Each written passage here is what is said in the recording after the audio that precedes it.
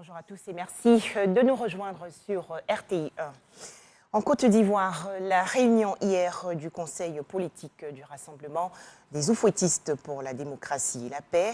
À l'ordre du jour, l'examen de la situation sociopolitique du pays.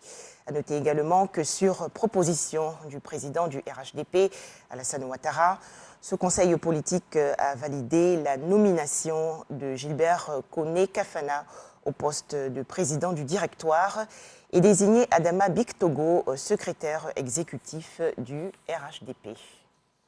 Après donc plusieurs semaines de travaux, la nouvelle configuration du Rassemblement des oufouettistes pour la démocratie et la paix, le RHDP, a été rendue publique hier lors de la réunion du Conseil politique. C'était en présence du président du RHDP, Alassane Ouattara. Le point dans ce reportage de Jérôme Kofi Aboula. Aujourd'hui, je peux donc vous dire que la Côte d'Ivoire est en paix, comme vous le constatez partout sur le territoire national. Bravo à nos forces de défense et de sécurité, bravo à nos ministres de la Défense et de la Sécurité. Notre économie est en bon état et je dirais même qu'elle est florissante après le fort ralentissement causé par la pandémie de la Covid-19.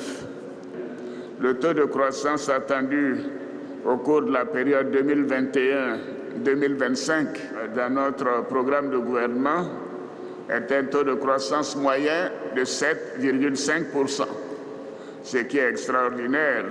Et je peux aussi affirmer la bonne nouvelle que toutes les institutions prévues par notre Constitution de novembre 2016 sont en place et opérationnelles. Je vous félicite, car nous devons être fiers du travail accompli par notre parti.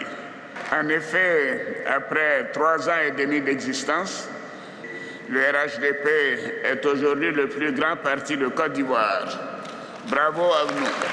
En effet, nous avons 22 conseils régionaux sur 31, 144 conseils municipaux sur 201, 158 députés sur 255 et 78 sénateurs sur 99.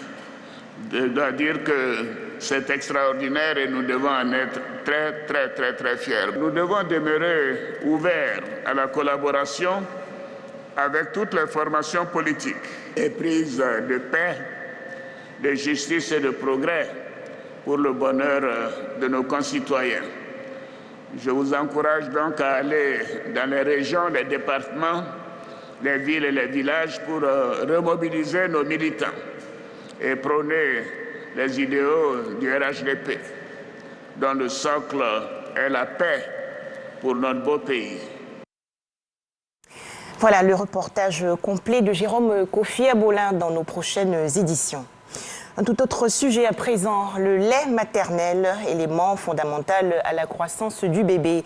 Cet appel a été lancé récemment à Gonzague, dans la commune de Port-Bouët, lors d'une campagne de sensibilisation. Objectif, promouvoir et encourager l'allaitement maternel exclusif pendant les 6 premiers mois du bébé. Toujours en Côte d'Ivoire, la promotion de la plateforme WeAgri. Cet outil veut améliorer les conditions de vie et de travail des producteurs, des petites et moyennes entreprises, ainsi que celles des femmes du secteur agricole vivant en milieu rural. La plateforme WeAgri a été lancée le 24 février dernier lors d'une conférence de presse dans la commune du Plateau. Plus de détails dans le journal de 13h. À présent, l'actualité hors de chez nous, la période de transition avant un retour à l'ordre constitutionnel au Burkina Faso a été fixée hier à 3 ans. C'est ce qu'indique une charte signée hier lors des assises nationales sur la transition par la junte militaire qui a renversé le 24 janvier dernier le président élu Roch Marc Christian Kaboré. L'Ukraine souhaite une procédure spéciale et dans les plus brefs délais pour entrer dans l'Union européenne. Hier, au 5e jour des combats entamés contre la Russie, le président ukrainien Volodymyr Zelensky a lancé cet appel aux pays européens. Enfin, 8 morts en Australie, où des dizaines de milliers de personnes ont été évacuées hier en raison des fortes pluies torrentielles qui ont provoqué des inondations records. Voilà, merci de nous avoir suivis. À 13h, le journal.